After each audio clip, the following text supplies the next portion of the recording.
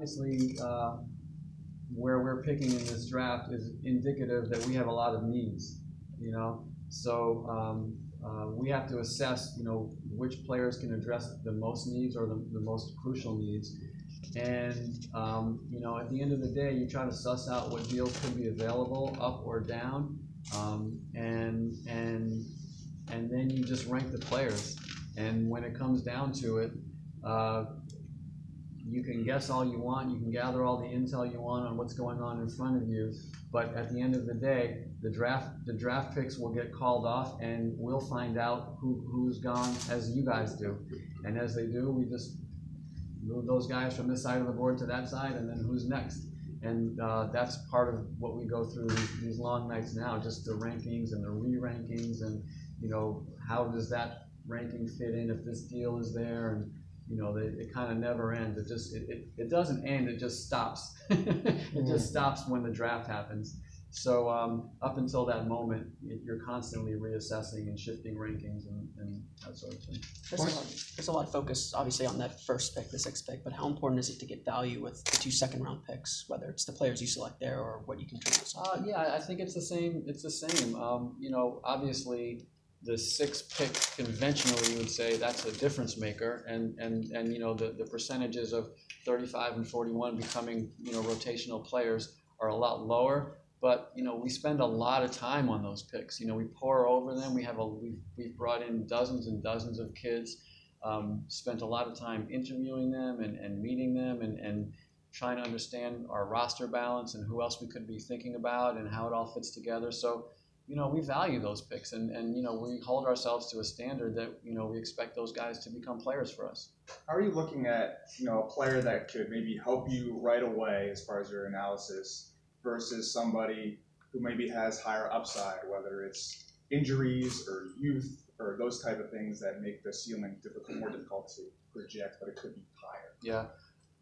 I think we've been pretty consistent about that. You know, we're going to get it right. We're not going to get it fast. And I think, you know, Jonathan Isaac serves as a good example of a kid who probably was less physically equipped than most at that part of the draft to come in and have an impact in the NBA. You know, we're not afraid of that. We're not afraid of investing time and patience if we believe it's the right player and the right person. And how much stock should we put into who you had come in for workouts versus who didn't come in? Does that mean that you liked them more or less? No, you know, we had invitations out for everybody. You know, this is part of the dance that the draft process has now become, which is, you know, the agents are strategizing on their own side of the fence, you know, how they want to manage their visits and what it says to other teams if we go down to this team to visit or go up to this team to visit. So you don't get everybody that you want. It's just part of the reality of the draft now. And we knew that at 6 there were going to be certain guys that felt they wouldn't get to us and they wouldn't visit. And then at 35, you know, same thing. So, you know, you get in as many as you can. There are other ways to gather information on players, and I will say that, you know, generally even guys who haven't visited have been very compliant with us. I think this is a place that is looked at as an organization that's going to develop people and bring them into the league properly. And so even guys who have said, look, we don't have the time to visit, we don't think our guy's going to get to you, but we'll be compliant in other ways, whether it's a FaceTime or whatever, just so that you guys can have enough of a comfort level that should something happen on draft day, we have the comfort level to be able to select that player. Aside from obviously basketball skills, what's most important to you when you're meeting with these guys individually? What are you looking at? This is hiring somebody. This is bringing somebody into your family. It's everything. So who is this person? And there's no right or wrong answer. There's no one quality that outweighs the other. It's just, who is this person? And how does he fit into what we're trying to build? How does he fit into our existing other people? And so it really, at that point, almost becomes not about basketball, but just about, you know, fitting people together and trying to see what you're trying to grow. Jeff, I'm specifically thinking of Trae Young when I asked this, full disclosure, but how do you balance the team's preference for positional size and length against player who in college did not necessarily distinguish himself defensively. How do you work your way through that? Well, that's what the draft is. The draft is you have all these levers and all these buttons, and you're never going to get the perfect solution. So you have to try to understand, okay, with the weaknesses that any player presents, how far can we help him get to being better? You know, with the strengths that he has, how much do we need those strengths? How much growth is there? How much do we believe in him?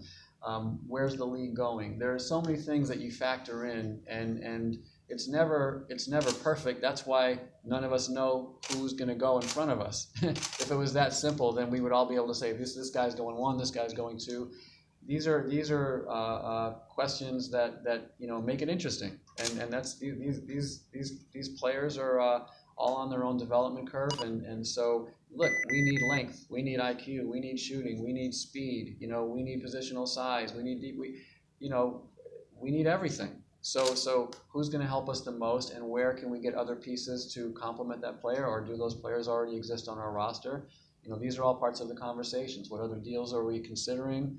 These are all parts of the conversations, and it all goes into the soup. There's no simple. You can't just identify one strand and pull it out. Bringing Steve into this process, kind of midway through, what's his input been like into adding to what you've already established in the draft process? He's been great. He's been wonderful to work with, and obviously. Throughout the interview process, we I think got to know him as a coach, and now getting to know him more as a person. And we've had some good dialogue with him about what we're considering and what our roster looks like. Obviously, he's still getting to know the roster himself. He's watching endless video and just trying to understand who our players are, how they fit together, and how we add to that in the draft. But he's been terrific. Just the fact that you've done 25 of these, John's done a bunch of these, how much does that help? Being prepared for everything, and how much do you guys bounce ideas? If I like this guy, I like this guy. That experience, how much does that help? We'll find out. Hopefully it helps. I can tell you that there's never a moment that we're not kicking ideas around, and it's not just John, it's everybody, our whole crew. We're in here all day and night, in the days and weeks leading up. Our guys have been working their butts off, and even we had a couple hours off for Father's Day, but we were grinding yesterday as well. And obviously we all bring different experiences and different hits and misses to it, and it makes for good dialogue. And we want that disagreement, and we've had a good healthy dialogue about this draft with our whole group. And obviously John's an unbelievable resource to have. To be able to talk about anything. Time for a couple more. People love drafting, mock drafts, fantasy sports. We're all here just trying to get inside your head. So how blessed do you feel, and how much do you value that responsibility that you're the guy that actually gets to make the picks? Oh, I'm very fortunate. It's my dream job. Anyone who's in our business, this is their dream job, and it's a tremendous challenge. It's always exciting to wake up and try to take this challenge on and do well. And we feel the weight of it. Not just for our team, but for all of our fans in the city. And we know how important it is. So it's something that you just get excited about. Bill Belichick likes taking Nick Saban players. He likes Alabama players. Do you have like a coach or a school or that you like getting players from? Has it ever been that way?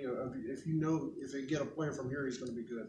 Well, it's so funny that you asked that, JD, because I would almost say that I won't name names or coaches or even players, but I do think that sometimes I've had this discussion with scouts over the years that there are coaches that are so good in college that they feel that by the time they get to the league, they're kind of like maxed out. They've been so well coached.